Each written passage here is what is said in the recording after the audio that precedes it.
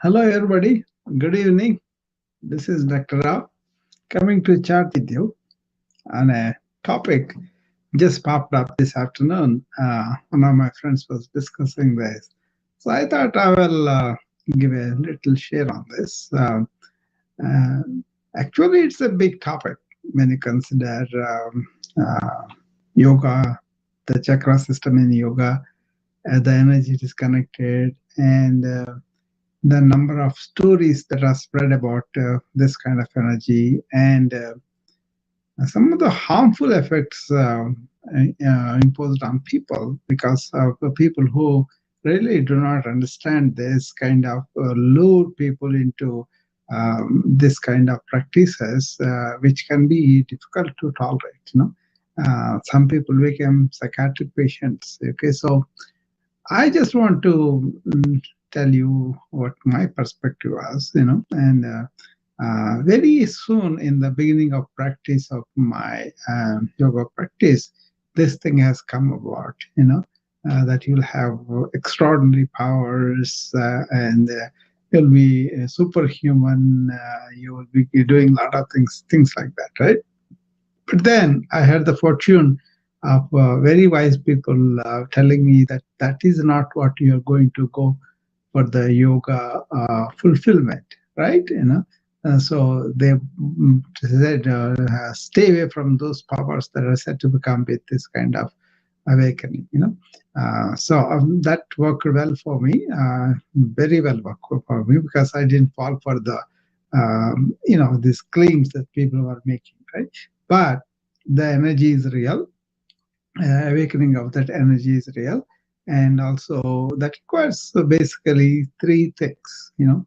Number one is unselfish activity. Okay.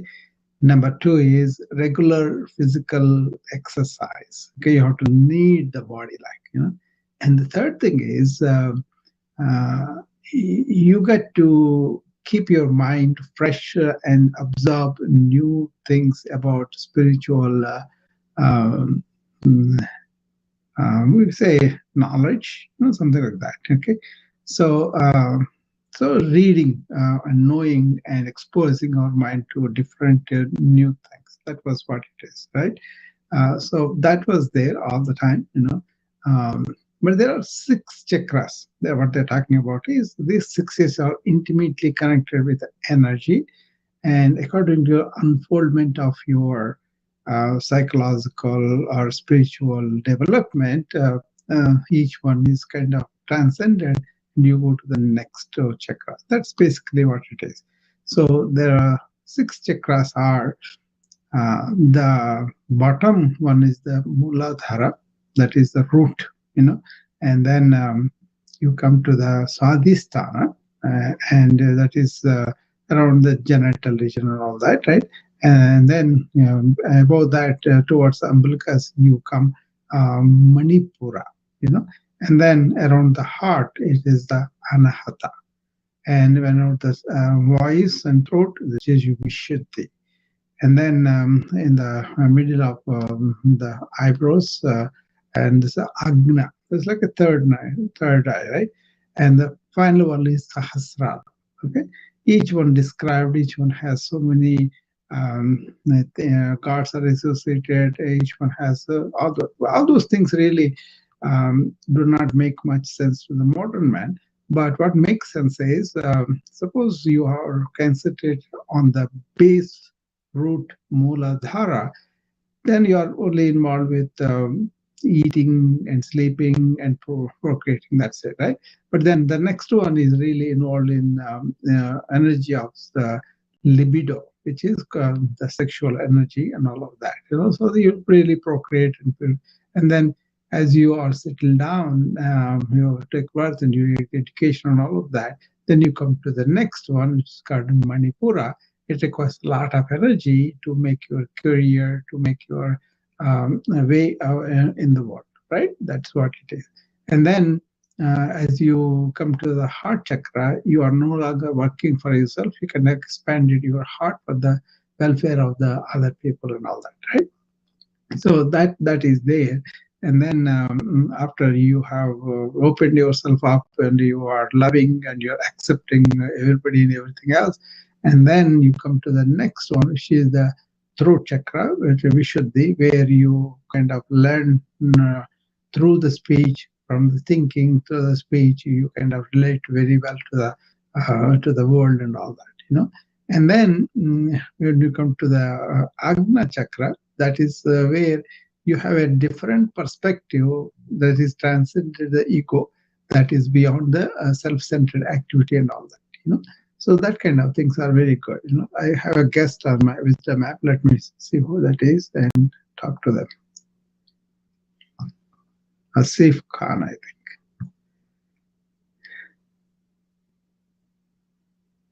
Bye, sir. Hello. How you doing? Brother? How are you? Excellent, brother. Okay. And, stop by. Yeah. Good, good. Okay. Yeah, so is this energy chakra system something you can see or visualize in the mind's eye, or is this something that people have just decided this is it? It's a kind of perception by you, how you have developed in your understanding, in your unfoldment of your capacities and your perspective of the world, all of them together.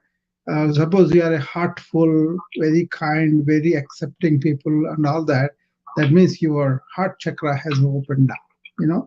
So according to your internal development, you unfold these chakras and you feel them with your own energy.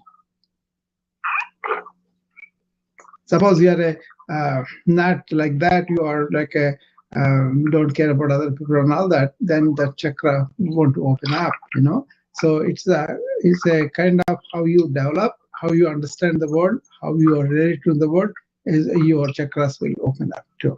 That kind of thing, you know. But the requirements is you have to have unselfish work, and you have to exercise, and you have to expose yourself to the knowledge that will help you to understand the world and relate to the world in a positive way. And what type of knowledge should I look for, brother? Well, you go to the, insightful knowledge of life sciences. That could be, some people go to the scripture, some go to the science, some go to the, their own experience. It depends, but basically, you are keeping yourself open to new things. That is the energy that really helps you to really open up to everything. Okay? Yeah, brother, that's great. So you can't see it, but you kind of sense it. Yeah, you sense it. Suppose you are joyful, you are energetic, you sense it, right? You cannot see your joy, but you can feel it, right? Who's sung these colors to it? Oh, those are all extra, like special effects to them. But basically, it's the energy, and when there is some subtleties involved in that, that's why they describe. And then things have taken very vivid imaginary, and also really cannot be explained by anybody. That people give them all these things. Okay.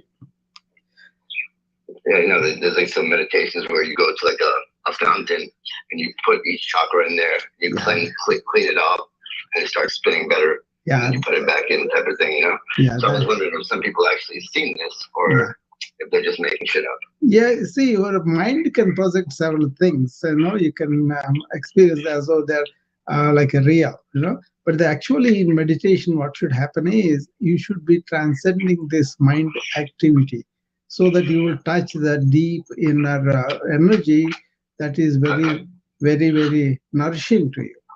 Okay. And how do you get to this place, brother? Because I've been there a couple of times, but I can't seem to, just sit and relax for a second, or just, flow. Yeah. But when I'm moving or doing stuff, I'm in that same flow. You just start to force it. Yeah, you start with just able to calm your body down. That means it is able to sit down in one place, and then you start to close the eyes and then get all your thoughts together. And then you kind of breathe deeply and slow down the thinking, and then identify the thoughts that are going through you and come to one thought and stay there. So it takes a lot of time, or different varieties of people do different time frames. Some can have right away, some can have some months, some can have some years, right? But then there are practices that you could do, and when the calm thought there, then you automatically see the energy that's all expanded in this unnecessary thoughts. Each thought takes so much of energy, right? When you're thinking all sort of thing going all over, your energy is depleted. That's why you kind of settle down first and then settle the thought, and then you'll consume a lot of energy. Otherwise, the thoughts are going all over, we'll have a lot of energy. So that is the first thing. What they say, unselfish activity. What happens with unselfish activity is you feel good and your energy is really elevated. Whereas when you are working for some selfish activity, that is what we are taught in our society, right? And so we go and we have to do things for us, we have to improve our life and all that.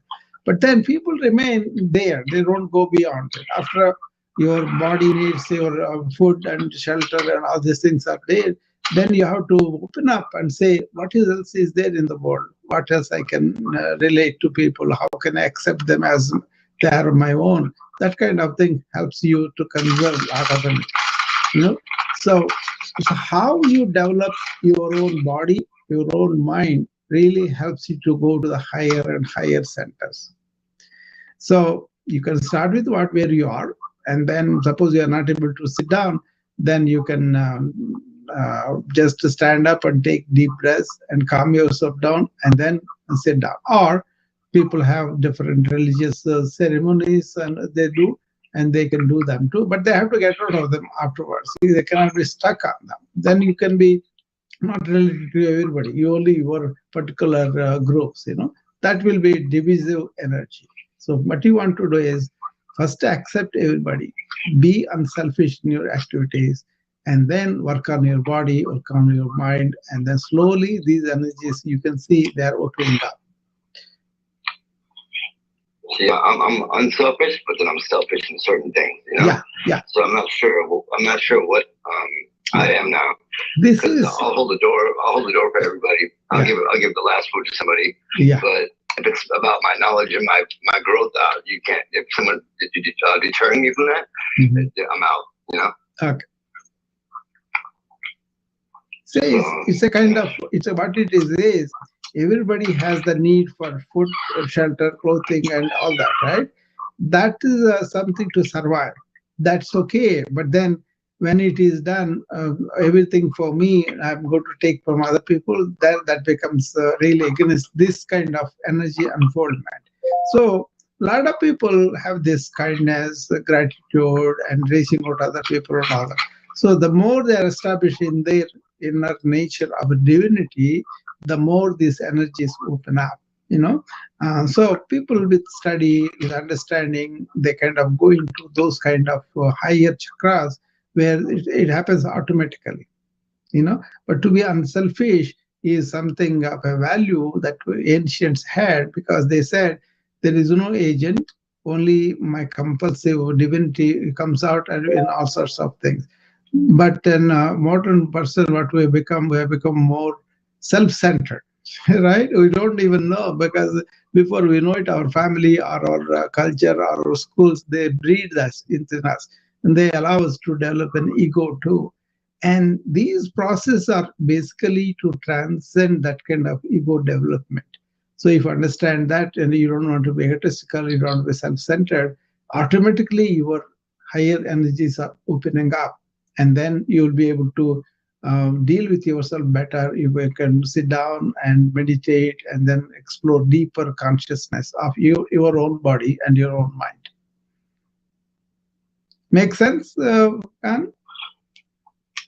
Very much so. Yeah. So how do you calm the body down? Just breathing? Yeah. Not only breathing, but also you can do martial arts, or you can do any of the Eastern practices which involve what they call kneading the body.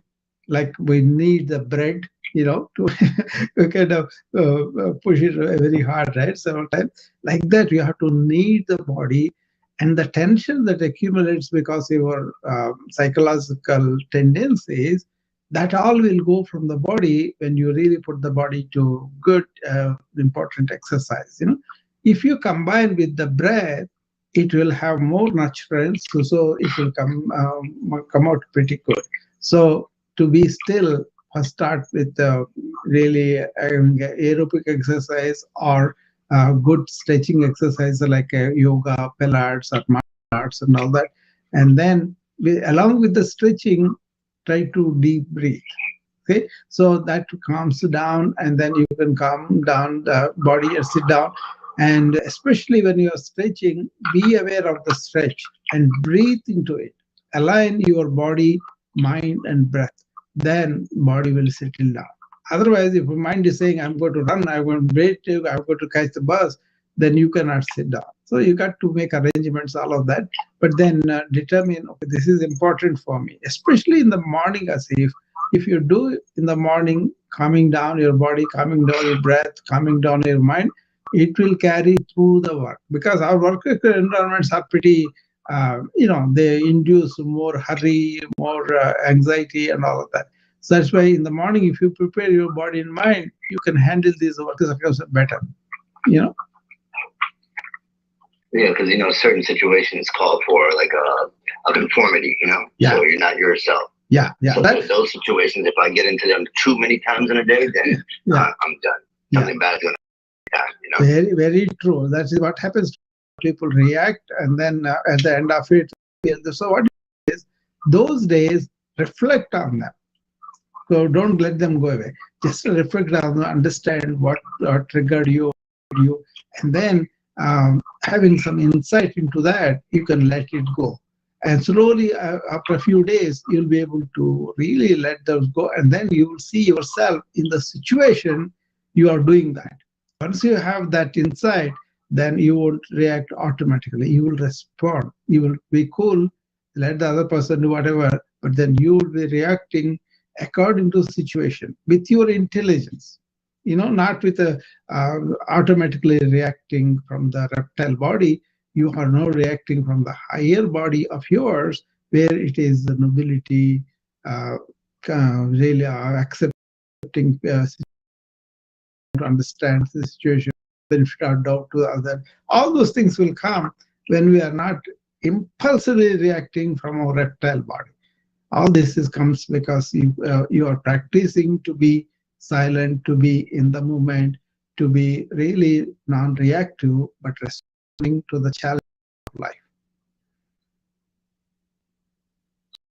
So, I don't think I've ever learned how to think, but it's been working really effectively for me. So I just get it, and then I use it. That's it. There's no process involved. So if I'm just sitting around, it's very bad for me because the thoughts come in, and they're dumb thoughts, Exactly. Conscious thinking is good, and allowing the thoughts, whatever they come. So what you are doing is you are trying to use your intelligence, which springs up automatically. It's not like a reactive thing. It's more like a deeper understanding coming through you, that kind of nullifies all these reactions that are coming from the reptile body. Some are good, that were established for our preservation. Like, suppose a wild animal is after you, you want to bolt from there, right? that kind of reaction is good because it will save your life. But in the office and everywhere, we kind of imagine the dangers. There are no real dangers in our mind. The fear, the everything that we are imagining is in our mind. Once you understand that, then the real situation, when they come, they look trivial. They may not be worth of reacting like that and making our life complicated. So people, the more aware of their culture, aware of the good behaviors, aware of what they are going to do, and accepting other people as our brother. That kind of equanimity, that kind of affability, that kind of acceptance of other people really helps us to be in love and react. So you're trying to be in the intelligence and love and react. That's a good thing.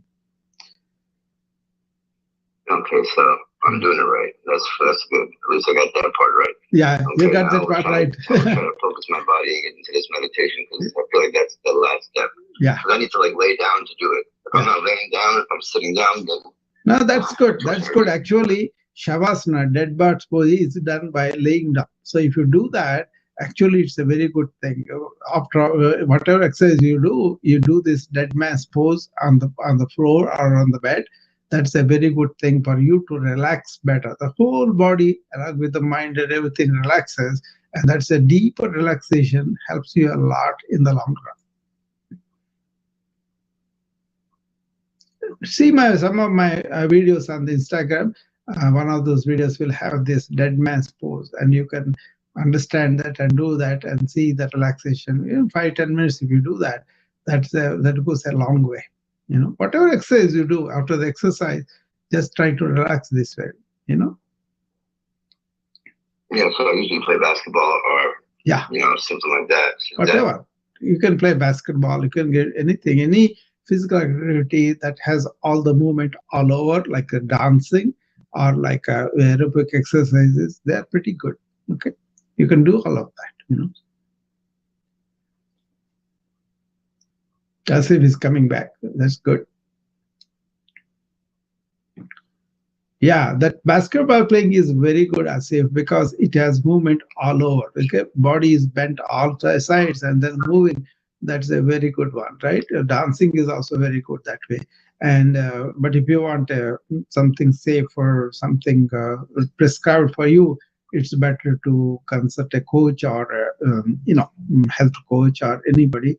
I prefer yoga because I kind of studied it and developed a system, and it is much more safer, and I can do it indoor or anywhere, right? I don't need much equipment, much thing. So that's why I do that. But then I do deeper aspects of that. But some people do martial arts, some people do Pilates, some people do just swimming. Any activity is good, I think. Okay. Yeah, I started to do yoga. My yoga teacher told me that. Yeah. The mind is all over the place. Past, future, present, all over. Yeah. The body is always in the present moment. So if you can connect to your body, you will be in the moment. Yeah. In my wellness club in the morning, what I do is we're going to be here and now. That means whatever we are doing, we focus on that. Suppose a stretch is there and then we're stretching the arms. Focus on the arms, the stretch they feel, the pain or whatever ache, or feel with that and breathe into that. Align your body and breathing and the mind. Mind to be here, body to be doing some stretches, and the breathing is into the stretches. And that is very well developed in the yoga system. And that kind of relaxes you. And then you can, what is called swadhyaya. That means you study your own body, your own mind, your own breathing, everything by yourself, being like a witness, not thinking, right, but like a witness. Then you will know, hey, my back is weak, so I need to do some strengthening for my back. So what do? The supportive muscles of the back had to be strengthened. Then you adapt to those asanas, that kind of thing. So it's not like a one routine. If you are young and very fit, you can do them. But if you are old and have some problems like a neck pain, back pain, or shoulder pain, a lot of people have that, or some diseases like a diabetes, hypertension.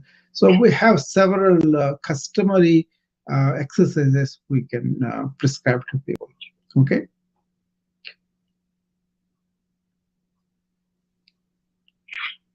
Excellent, brother. Yeah. Thank you so much, bro.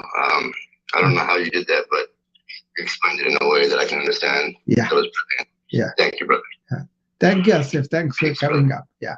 Yeah. Asif was asking about the exercise. That is one of the requirements of this awakening, this energy. We call this Kundalini. Basically, what they're saying is you have this 6 chakras, but then if you go down to the base of it, that is where this energy coiled like a serpent, but it's only symbolism, not like a real snake, And then as you unfold your blockages in your body, in your mind, in your psyche, in your understanding, in your perspective, all of that. Suppose you are a conditioned person. Suppose you are given like a not much training in exercise, not much training in really keeping your thoughts controlled and not be emotional too much and all that.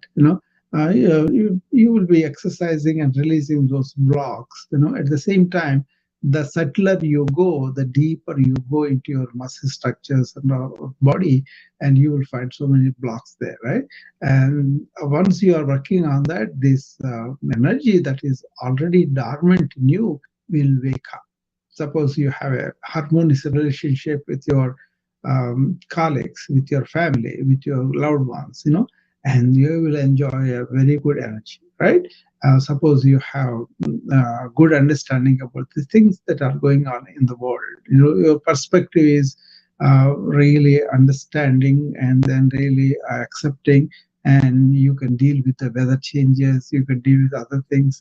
You will do what is needed, but you will not be perturbed. So that kind of peace settles down, and then this energy unfolds too. So it is a question of energy that is inherent in us, that we kind of damp it down with our own body habits, our mental habits, our philosophical stubbornness, and all that, right?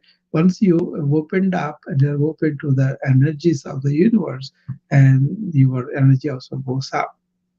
I talk about what is called never ending energy or ever renewing energy. So in the morning, you get out of the house, then you encounter so many negativities, right? In the people, the situations, and so many things, with our own attitude, whatever, right? Those negative things, if you can keep them to the minimum, you will find your energy is ever renewing. And by the end of the evening, you may find yourself more energetic than other people are. Then they will come and ask you, what is the secret? Why are you so energetic? How can you do so much work and all that? Basically what you are doing is you're not depleting your energy by these negative things that we can do unconsciously. So be conscious about those, and then don't blame yourself. Don't put yourself down. Okay, this is how I've understood this, but this is not have to be. And immediately you have a change in your energy pattern. And then you'll identify, hey, I'm not damping this energy down. I'm like, really opening up my channels. That is what happens. There are three channels they talk about, but the center one is the one that energy has to climb up. Once you have that energy releasing mechanisms like exercising, not allowing bad energy accumulate in the body, like deep breathing, that is a very, very important thing to improve your energy, and not having the blockages in your understanding. Question them. Don't accept anybody's anything. Question them, but go deeper by your own thinking, by your own questioning. And then you will really find out the truth. The moment the truth comes, and then it opens up immense energy from within you. So these chakra systems are all for that symbolism for those energies, right? But there is no actual chakra. Like what they have, there is what are called nadi Sammelan. That means there are energy channels that are located at the root, at the coccyx bone, and at the genitals, at the umbilicus, at the epigastrium, at the throat, and at the between the eyebrows. Those are a combination of so much of nadis. They call energy channels. Okay, they cannot be seen, but electricity is going through the wire. You cannot see it, but it goes through that, right? That kind of thing. Okay, understanding that, and then understanding what is blocking our energies, and then releasing them, living a healthy lifestyle, automatically enhances your energy. That, and if you are really not caught up with a lot of pursuits, and then you are able to sit down and meditate, and these energies really you can feel that are rising within you. So, but basically exercise every day, and unselfish work, and also read deeper things about these kind of matters, understand them, don't, and also question them and examine them. Your own intelligence will let you see the truth. And once you see the truth, this energy will be released. Okay? So, okay, Asif, any questions? Anything else? No, I think I already knew all this. I just didn't know how to accept it into the subconscious. I think I just got it Very now. good. That is the truth. Everybody knows the truth, but we have to get it into ourselves. Yeah, that is true. Very true. Yeah, that was like my theory, that if you can see something, you have the ability to see what it's made up of, but you're only perceiving the final object. Yeah. No. What you see is what you see is object outside of you. What is happening within you? These energies you can feel. You can really understand. These are happening with me, and I can sense them. So that's why intellect and senses, they all go out to assess things, to know about it. That's all for the objects that we have outside in the world. But when it comes to your inner human being things, you got to use your intuition. That is there within us. We can feel it. We intuitively see, intuitively this what is truth, what is not. You feel it, whether it is true or not. So that is intuitive sense of what is the right thing, what's not, what makes really truthful or not. Those kind of things are, everybody has that intelligence. But then we get influenced by other people telling us think this way and you do this way and all. That's all. You have to question it and then find out. Even if I say something, you can question it within yourself and find out. Don't accept it, but don't go without dwelling on it. Don't go without investigating it. Don't go without having doubts about it. And then out of the resolution of your own doubts, you will discover truth by yourself. Yeah, that's basically how I did it. Sealed up all the gaps, and whatever's left, that's what it is. Yeah. Deduction, basically. Yeah, the gaps come because of we end up succumb to so much propaganda. Everybody is telling whatever they want, and then they want to promote their own thing and all that. So you got to be careful about these things, So anyway, that's brilliant stuff, brother. Thank you very much. Sure. Peace out, brother. Yeah, bye. So it is a question of understanding these things and then really protecting our own energy. What I recommend for everybody is start with deep breathing. Okay, at least I'm gonna start like that. Yeah, in the morning or in the evening. Do 10-15 times. You can do that. That's a very good thing. And then during the day, take a minute break once in a while. I recommend every 1 hour. And then don't go into all sorts of things. Break that circuit of thought and continuously go. That's the problem with the modern information age, because we have to deal with a lot of data, right? So we allow all these things mess into us. So take breaks in between where you kind of giving a vacation to your mind, to your thought. That way it's better, that is a deep breath will help you that way too.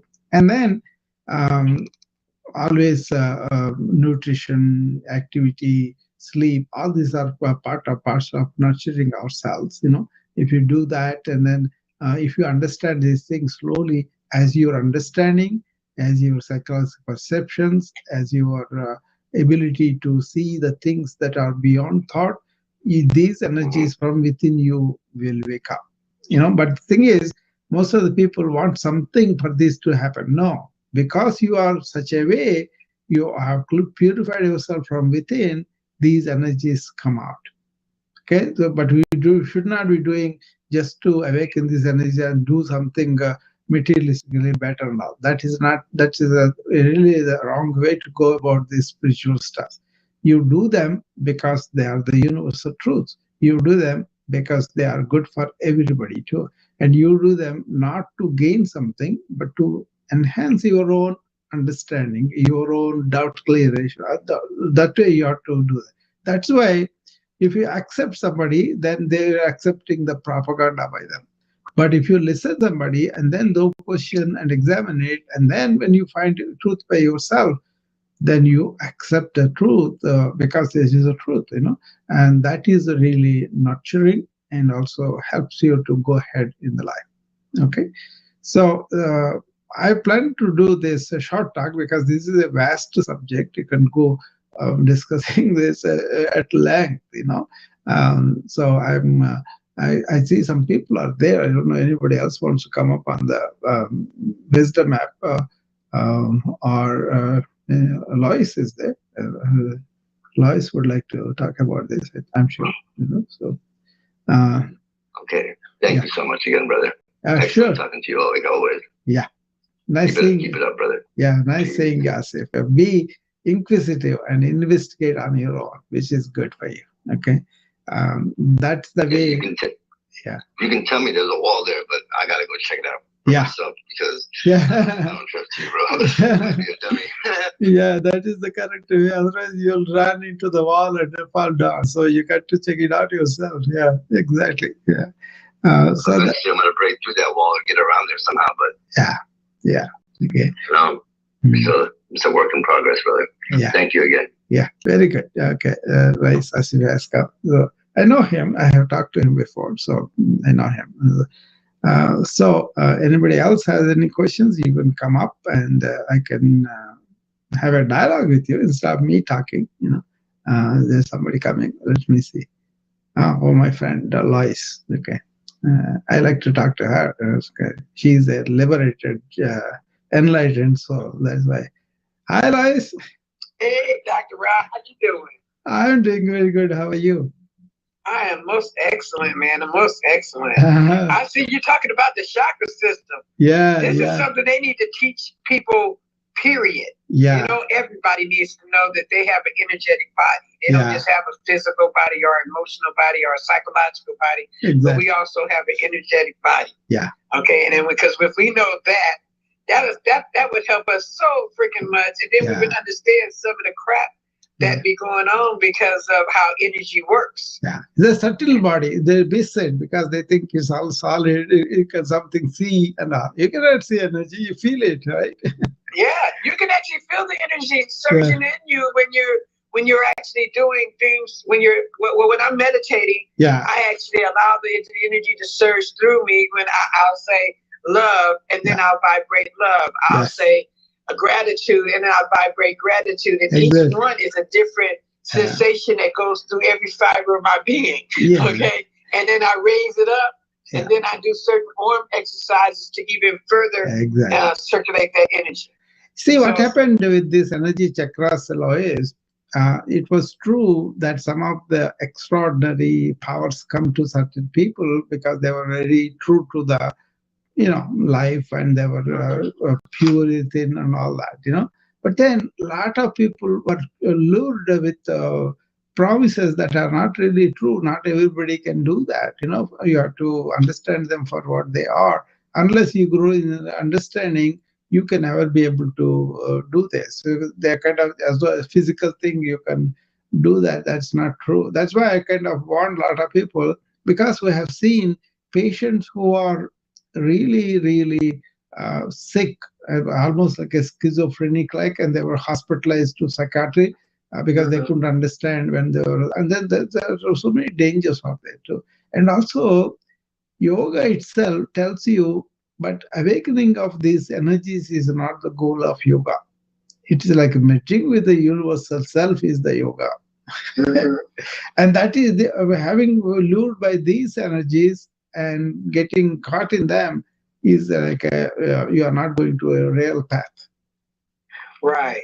Because the thing is, the whole thing is not just about the energies. It's about balancing everything that's in you, not just the energy in you, not just the physical you, not just the emotional you. It's about balancing all of the systems, and you can't even really get into contact with that energy system if you're not. I'm gonna say it like this: if you're not rolling in forgiveness, because that will block all of that stuff. That's so true. What Lois is saying about gratitude, love, all those are really energetic. If you understand, and then not understanding, you realize that and exhibiting that love. exhibiting that gratitude. Yes. That's what she's talking That about. compassion. Yeah. Because if you that's not going on, it doesn't matter. Yeah. You can get as many gifts as you want to give, but if that love and stuff ain't going on, you're gonna have signs and symptoms. Hey, I got gifts, but the fullness of the gifts, the fullness of the energy, you don't get unless you are consciously on guard about judging, not being non-judgmental, and you catch yourself doing it. You got to clear that energy because energy has the full unencumbered. I'm looking at right now. I'm looking at the TV screen, and the stream is going down the thing, and it's having to go all around the rocks to get around. And the thing is that we have a clear flow of this energy when there's no unforgiveness in you, when there's no resentment, when there's no anger, when there's no judgment. And that's what we're striving to get to by transmuting the energy. When we get the negative anger energy or the negative depressed energy or the negative whatever energy it is, when we transmute it, we're like clearing the rocks out of the way of the stream so the stream can flow in full power, kind of like your blood pressure. Like when your blood pressure is and your heart is open and stuff, your blood flows smoothly through your body. You don't get high blood pressure. But if you're under stress and all the time, there's a tightening that goes on the vascular system, and it's like you're kind of squeezing your little heart off. and it squeezes all that pressure through the thing, and it's like it's blocked by stuff. And the only blocks that stops everything from flowing from within us is those energetic constipation areas where we have not allowed ourselves to fit. That's what I have to call it, because it's a constipated energy. Definitely. And when the energy gets constipated too long, we get dis-ease. Stuck up with those things. And then, you see, basically, I was telling about this unselfish work, transcending the ego and then doing something for others, and then really not being selfish about it is the first requirement for this, Yes. Otherwise, Definitely. we use it for the ego, and we say, oh, it's such a big deal, so you have to worship me, you have to give me these things. All this, which is not really good for you or for other people too. There's so much mishap happens because of this, Lois. In India, here, I see them, people are lured for all these things, and they damage themselves in so many ways, Actually, you're supposed to be aware of it and be away from it, then you really balance your energies and you'll be living a very good life, Yeah, because you get peace. Once it's balanced, you get peace. Yeah, exactly. And you're able to hear your inner voice very clearly, because it's a still small voice. Well, after you've practiced hearing it, it ain't still and it ain't small. Okay, at least not for me. I hear it loud and clear. Yeah. Okay.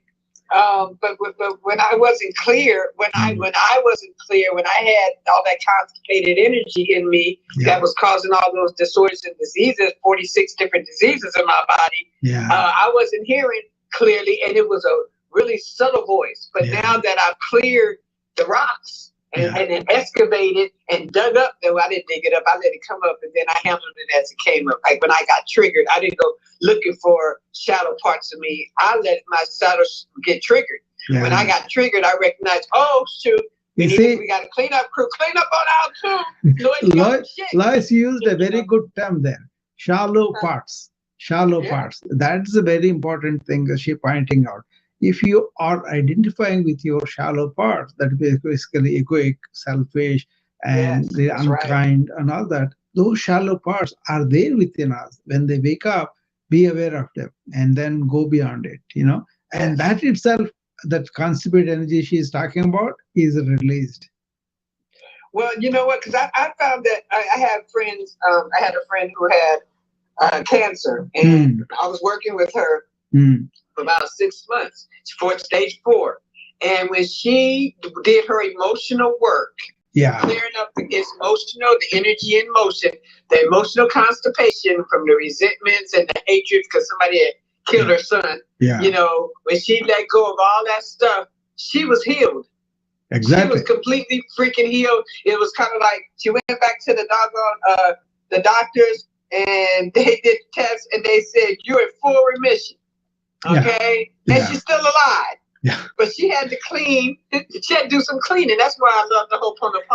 She had to do some cleaning of her energetic body in order for her to be able to manifest the healing of all the rest of her.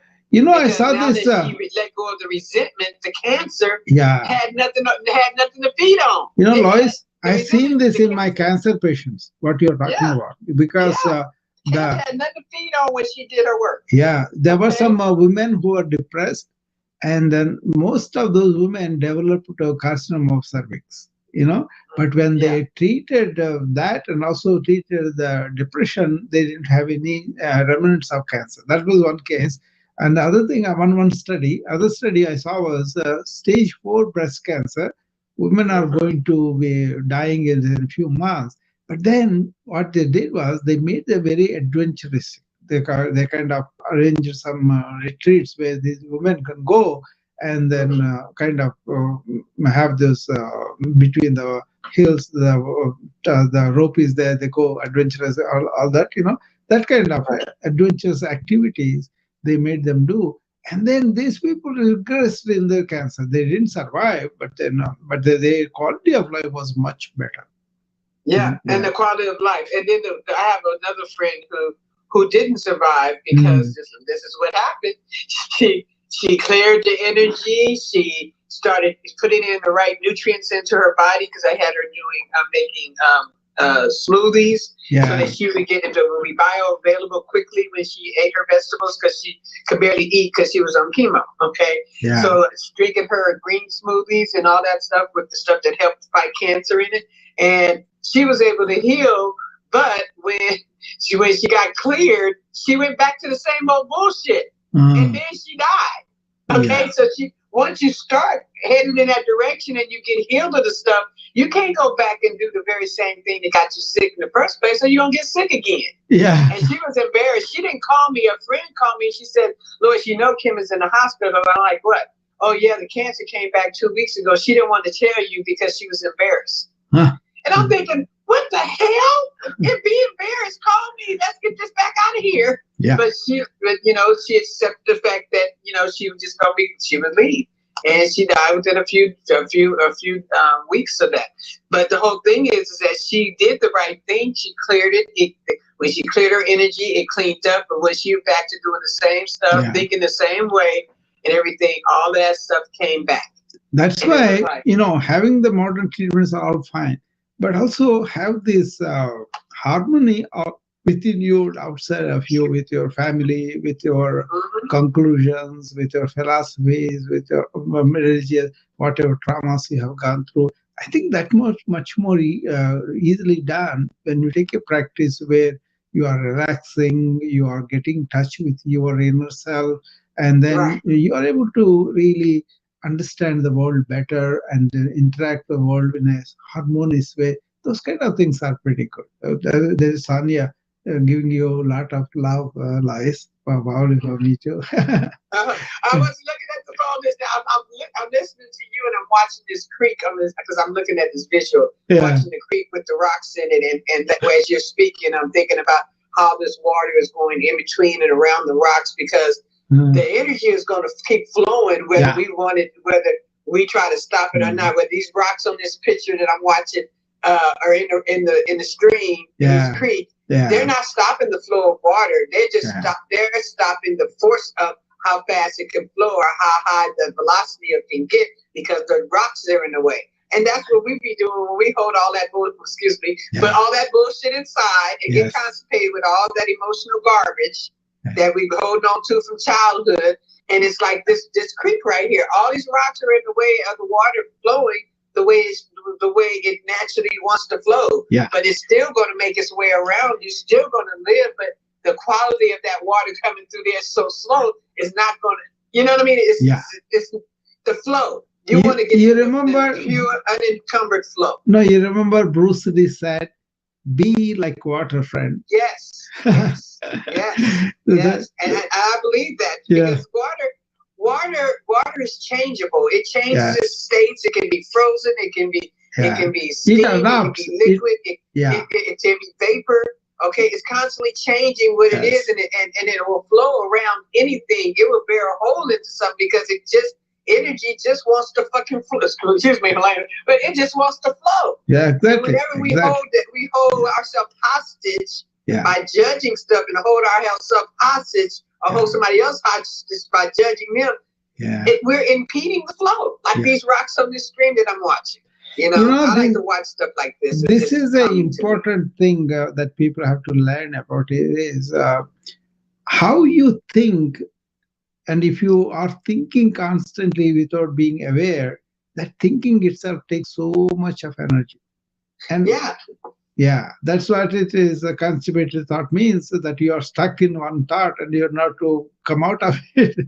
So you better come out of it, release yourself, and you have a lot of energy right there, not blocked. That kind of. Well, the whole thing is that if everybody understand that a thought is energy. Yes. And that energy a lot of has energy. a vibration. That vibration of the energy of a thought triggers your body to release a chemical. That chemical release in your body is felt as an emotion. Exactly. Okay. And depending on what that thought was and how long you hold that thought, it can get worse and worse and worse. Because every 17 seconds you hold that thought, it's going to bring another one just like it until it has a snowball effect, either on the positive or the negative. So the thing is, if you catch yourself in this negative mindset, quiet your mind. Lois, they have a name for this. Like you said, negative or positive, it kind of becomes what is called impression or samskara. That is what the yoga uses. And that's why when you sleep, do you sleep on your thought or do you sleep on awareness is very, very important. If you can really calm your mind and thoughts are not there and sleep on awareness, in the morning when you wake up, the energy will be very, very evident that you are very energetic, you slept well, so those kind of things are very important. Okay, nice time out and bringing her back. So it's a very important thing to understand about energy and not misinterpret, but then not get caught in the negative things is very important. That's why conscious thinking is important rather than unconsciously we have something that we are promoted to accept and then think that way. Go ahead, Liz, you're saying something. I was going to say, the vibration, wherever you leave the vibration at the end of the night, in the morning, it can't start fresh. But if you pick up the thought from yesterday, I say you're in mourning, M-O-U-R-N-I-G, and you're not having a good morning. Okay, because you pick it up from you pick up the you in it from yesterday, then you already, you're resetting that vibration to where it was the day before. But what I like to do to make sure it can't even reset from where it was before if it was negative. I like to, at the end of the evening, I survey my day. I look at my day in my mind and say, how did I handle this? What could I have handled better? Yeah. Because if I felt like I didn't do so good in an area, I sit there and I will rehearse in my brain with my visualization and my emotions how I will deal with it when it comes up again. So that when I wake up, I'm in a fresh frame of mind. And if that thing happens again, I already programmed myself the solution. Lois, in terms of this energy, what I talk about is the review of reactions. And then growing from them, and next time the reaction will be much less. Suppose you're getting very angry, and then Lois was saying that she is reviewing it. So reviewing it, finding that's a trivial matter that I reacted unnecessarily, that itself gives you the strength to not react that much next time. Because you're aware, you made yourself aware, and you didn't gloss over it. Now, when I gloss over it, I'm gonna tell you this. So when I gloss over it and say, "Oh, that didn't matter. That was no big. That was no big deal." Oh my God, I have reverberating effects in a few days of that same stuff that I figured, oh, it was no big deal because I didn't clear it and clean it, okay, a whole ton of that crap, then it lay dormant until the next thing came up, and then it triggered it. And I'm like, oh my God, what the hell? Then I'm able to reverse it. Lois, did you hear when I was talking about cleaning the mirror of mind clean?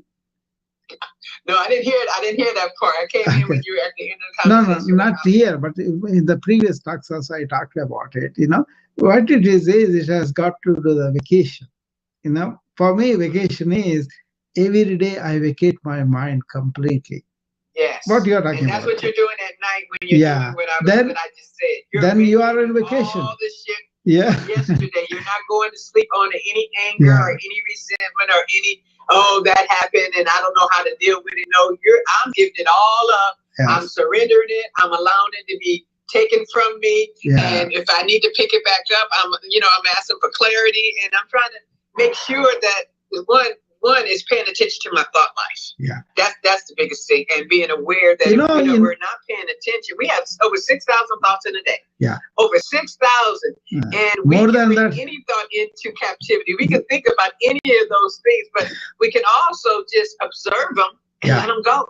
That's it. Objectify them, and then they will go. But the other thing is, this is very important, a lot of psychological conditioning, because I'm a physician, I deal with it. I had talked with people who are not psychologists, but better healers too. And then they all talk about how come you don't recognize you are creating pattern of thought, and modern psychiatry doesn't attend to that. They only see the symptoms, but they don't deal with the patterns of thought that are forming a neuronal path. Neuroplasticity shows us now that we are forming our own negative or positive brain by repeatedly thinking on something. That's why what Lois is talking about, reviewing them, I call them review of reactions. She is calling them just going through them. But then basically what it is end them. Don't continue them. That means if you are in the present, then you have ended past and you are not going to the future. You are staying here. Yeah, you're right here, right now. That's it. And the more you're able to stay right here, right now. The sages. Feel it and let it. Feel it, heal it, let it pass. Yeah. Okay, let it go and grow. The sages. And the thing is, all of it is pattern thinking. All of it is pattern. Either we have a negative bias or a positive bias. They call it ants. They automatic negative thoughts. I say, we need to have apps, APTS, automatic positive thoughts, and we don't get them unless we're doing this work. And that's why they say it's work. This is the work. It's not hard work. It's conscious work. It means you got to take yourself, slow yourself down. Don't just lay down and go to sleep. Review your day. Do a day in review.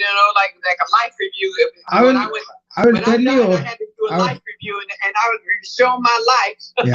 What it was like, Lois, listen to this. And the thing is that we have to review, what are we doing? What are we doing? Why did we get so angry when that car cut us off? Why did we yell back at the checker at the store who had nothing to do with us, yell back at her when she said something to us?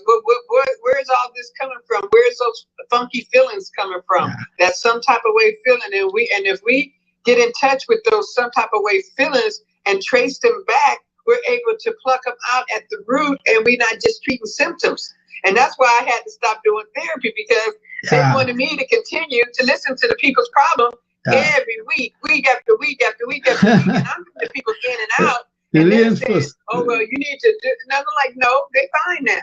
You know what I mean? But reinforcing all the negativities, even though you are supposed to forget. Reinforcing it every week. And then I get clients where I'm working on with the kid, I get the kid in the right headspace, send the kid home, the kid come back in the same headspace because I didn't touch the family. So I learned how I had to treat the whole family, and I had to treat them all individually. Shall I tell you something kind of deeper thing on this? What it is yoga and other systems look at what is beyond thought. Okay. Yes.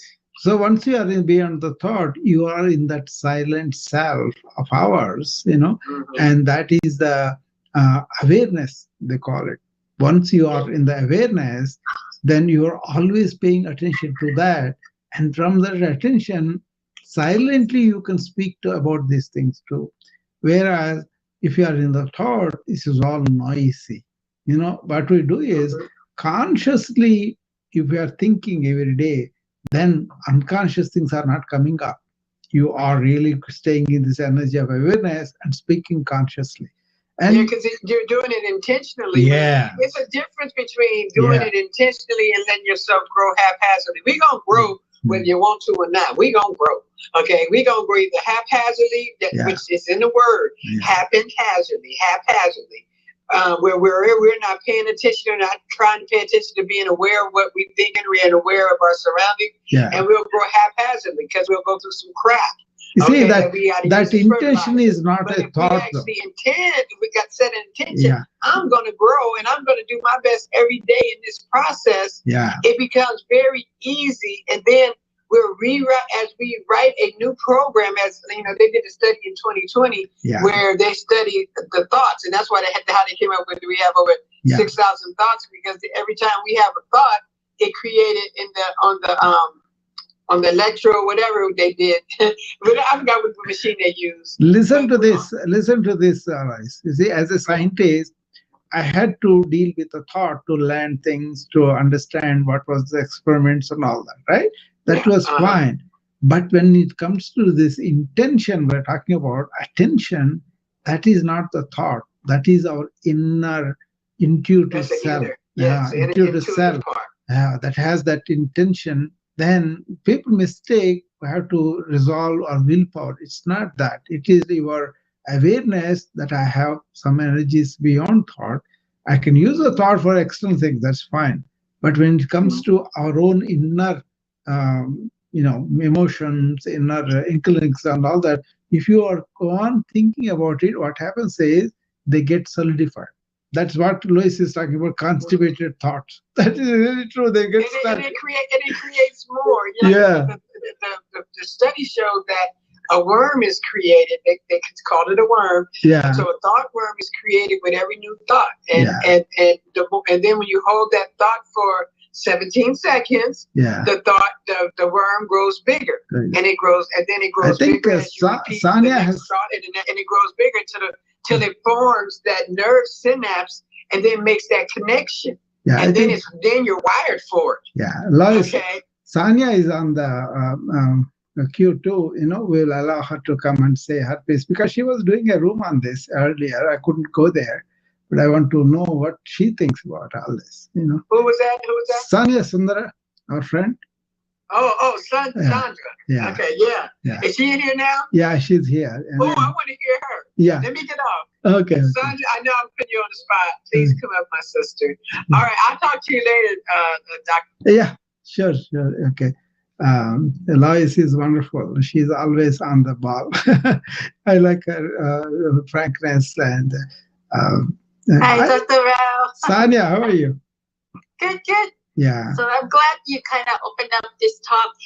No, awesome. I was there with your talk, but I could not hear much. I just came the last minute maybe, and I didn't come up because this is such a big topic, Yeah, it is. So. Yeah, and always as you know, Yuna in many ways been at least I understand it indirectly, right? I've been practicing in terms of the energy, but didn't know what form. Yeah, there are so many misconceptions about this, Sanya, and also there are good things you can do. Either way, it's impending on me to share what I know, but I'm not going too deep today. I'm just touched basically the energy. It's a kind of your development that opens up your chakras, and some people can take you. What it is you got to transcend the ego. You got to transcend these material pursuits, and then also thinking that these are going to give me powers that I'm going to do intense whatever, right? What says these things are kind of, those powers are impediment for your true spiritual unfolding. Okay, that's where the caution is. Some people really go into this and they become schizophrenic patients. We have seen that too. Some people really go into this thing and then they have wonderful, beautiful energy and a wonderful life in their everything that they do. That is there too. Yeah, I love, when you ask me a question, is it when I come and speak, is it my lower self or my higher self kind of question, right? Yeah. And so that kind of follows me around now, okay? Because I, to be, I guess, become more conscious, I have to watch what I'm kind of observe in myself what I'm saying, right? That's appropriate, Sanya, what you said about lower self and higher self. The true Kundalini awakening, that is the chakra system fulfillment, will lead you to the higher system so that you won't be trapped by your lower system. You see? Yeah. So that, but the problem is a lot of people get, like Lois is talking about her inner higher self that she is in touch with.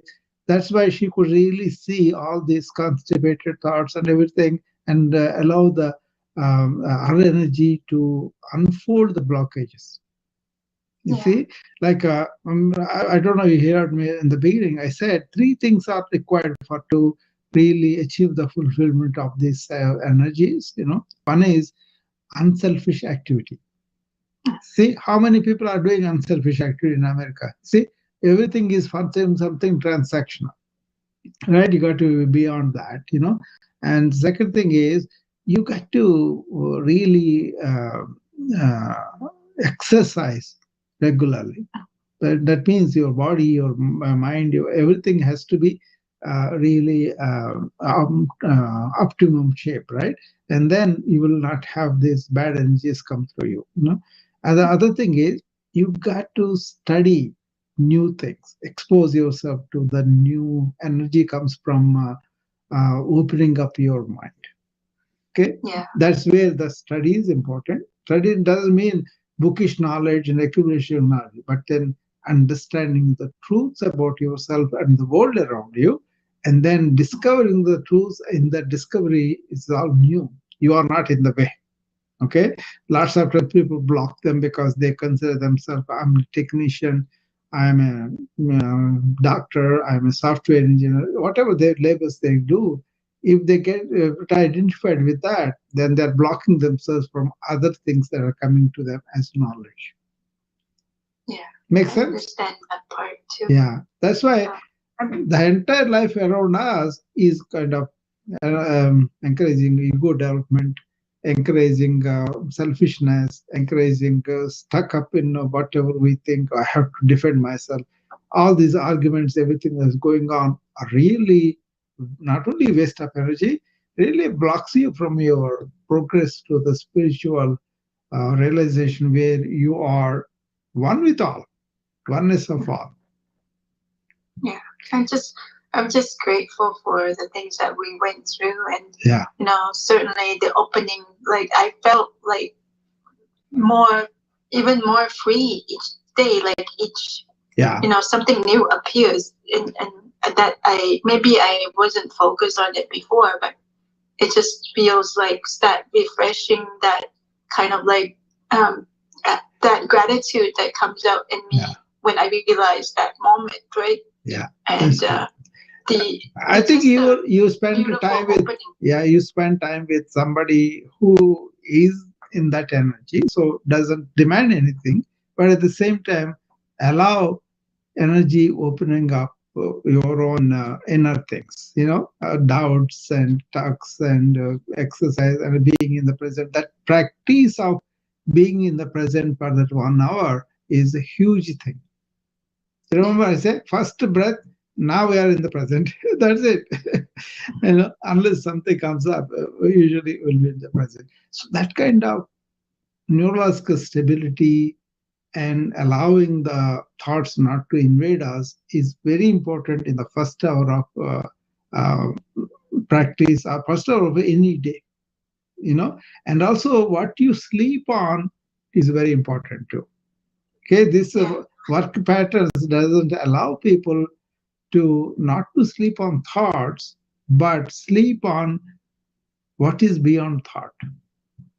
Yeah, I do that. It's interesting because you know the thing that we practice in the morning, it like helps me last until like midnight, and that's why I, you know, maybe adjustment to time to wake up and stuff like that. But I don't feel tired at all throughout the day. Like I don't like. It was just wonderful, right? Because you know, it is the focus you are giving to the work that helps you. Otherwise, if you are thinking around the work, which people encourage, which are thinking about what happened in the past. Also, sometimes not at all. You know what is one of the things that is happening for this is all the negativity that comes from the life, from the happenings, from the television, from the apps and all that, right? And absorbing that is a real energy blocker. Stay away from it, focus on what is meaningful for you, and focus on that only. Then, whatever energy you awaken in the morning will only renew and become more and more. When I tell the people, they thought I was kind of exaggerating or something, right? My doctor friends. But then they saw how non-reactive I am during the day and how energetic I am around the situations, because I bring out certain positivity sometimes when it is needed, right? Like somebody coded and everybody goes there and no nonsense there. What is happening in front of us? Where is the patient? Is he having a pulse? Is having a rhythm? Is having what kind of rhythm? What kind of immediately, okay, call 911, all those things in the field. But here, we just call for the crash cart and immediately get on the patient. Then when I'm in charge, that's it. Nobody else talks or anything, just follows the command, because the clarity, the positivity is there, the intent is there, but that intention is not a thought. Remember that, that's a very important thing. The intention is something of intuitive awareness of the situation.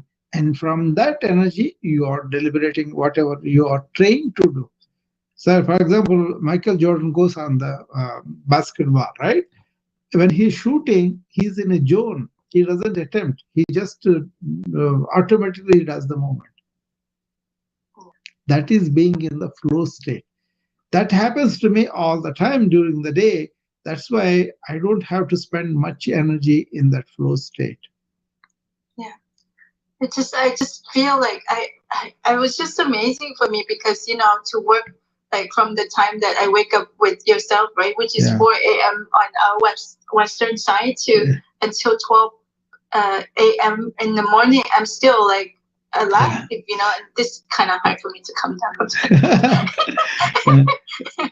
So I'm just like, I'm just amazed on how much of the time, that is. Do that review of reactions I talk about all the time. Just in the beginning, it may take 10, 15 minutes. But then that's kind of a meditativeness. So what you do is lie down at midnight, whatever, right? And then give 5, 10 minutes for you. Put everything away. Don't go back to them. Then take 12 o'clock, what happened? 11 o'clock, what happened? Like that, you go in reverse order to the morning, and what you are paying attention is, what are the things that happened and where I had a reaction of anger, or resentment, or gratitude, whatever that you felt. You want to review them and see whether they are trivial or important. Suppose your ego was hurt by somebody saying something, right? Then you are allowing the ego to grow. But by reviewing that, okay, I felt hurt, but who is that hurt? My egoic nature. My egoic nature is not me. I am beyond that. That's what I'm trying to learn now, right? Then you see the activity of your ego through the day. By reviewing that, you are going to erase the ego slowly. If you don't review that, the ego will take you to the back or to the front. Yeah. And I don't. Yeah. Like now that we talk about how came out from the anger situation. Yeah. And now I don't see, like, in terms of negativity, it doesn't bug me as much because I don't even it's not even like it's like a passing, right? In many ways, like I see it, but I don't respond to it, right? I Very good. Have that option. Very good. See, you're being non-reactive. That's the goal, right? You're being non-reactive. You can react according to the situation with your intelligence, not with your accumulated thought. That's the thing, For the external things, you are doing a software, you are doing a, landing page, anything. Yeah, you got to use your knowledge, you got to use your intellect, and you got to use your senses and all. That's fine. But the mistake is when you turn that inward thing, that's where the problem is. Yeah. Thank you. I just wanted to come up and of course, in appreciation and everything. I'm not just saying that because, because of the experience that I went through, right? And it's a huge thing, but it does require you to tune in and focus on who you are, right? So I think we have more than 1 hour here now, Sanya. So I'm going to hang up, in a minute or so, because I planned to do only up to 1 hour, but it went beyond 1 hour, 8:12. I think a few people came up, Sanya and Lois and Asif, 3 people. All right, I'll see you tomorrow then. Okay. Okay. Have a good night. Bye-bye. Okay, guys, everybody, I'm done for today, and I'll be seeing you again later on when I have the time. Okay. Thank you very much for joining.